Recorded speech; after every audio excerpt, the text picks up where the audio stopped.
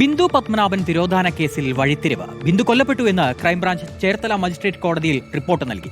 സെബാസ്റ്റ്യനെ വൈകാതെ അറസ്റ്റ് ചെയ്യും. അതേസമയം ബിന്ദുവിന്റെ സ്വത്ത് തട്ടാൻ സെബാസ്റ്റ്യനെ സഹായിച്ച ജയയെ ക്രൈംബ്രാഞ്ച് ചോദ്യം ചെയ്തു.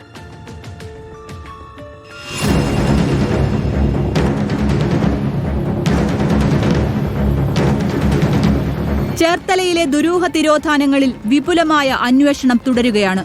അതിനിടയിലാണ് തിരോധാനങ്ങളിലെ ആദ്യ കേസിലെ നിർണായക വഴിത്തിരിവ്. വർഷങ്ങൾക്ക് മുൻപേ കാണാതായ ബിന്ദു പത്മനാഭൻ കൊല്ലപ്പെട്ടുവെന്ന നിഗമനത്തിലാണ് ക്രൈംബ്രാഞ്ച്.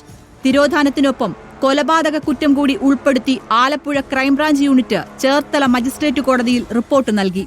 പ്രതി സെബാസ്റ്റ്യനെ ഈ കേസിലും അറസ്റ്റ് ചെയ്യും.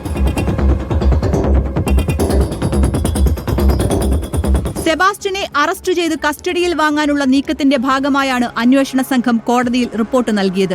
നിലവിൽ ജൈനമ്മ കൊലപാതക കേസിൽ റിമാൻഡിലാണ് സെബാസ്റ്റ്യൻ. അതേസമയം ബിന്ദുവിന്റെ ഇടപ്പള്ളിയിലെ ഭൂമി തട്ടിയെടുക്കാൻ ആൾമാറാട്ടം നടത്തിയ ജയയെയും ക്രൈംബ്രാഞ്ച് ചോദ്യം ചെയ്തു. ഭൂമി ഇടപാടുമായി ബന്ധപ്പെട്ടാണ് സെബാസ്റ്റ്യനെ പരിചയപ്പെട്ടതെന്ന് ജയ അന്വേഷണ സംഘത്തോട് പറഞ്ഞു. ജയയ്ക്കൊപ്പം അന്നുണ്ടായിരുന്ന റുക്സാനയ്ക്കും കേസിൽ പങ്കുണ്ടെന്നാണ് അന്വേഷണ സംഘത്തിന്റെ കണ്ടെത്തൽ. പേപ്പറുകളിൽ റുക്സാനയും ഒപ്പിട്ടെന്നാണ് വിവരം.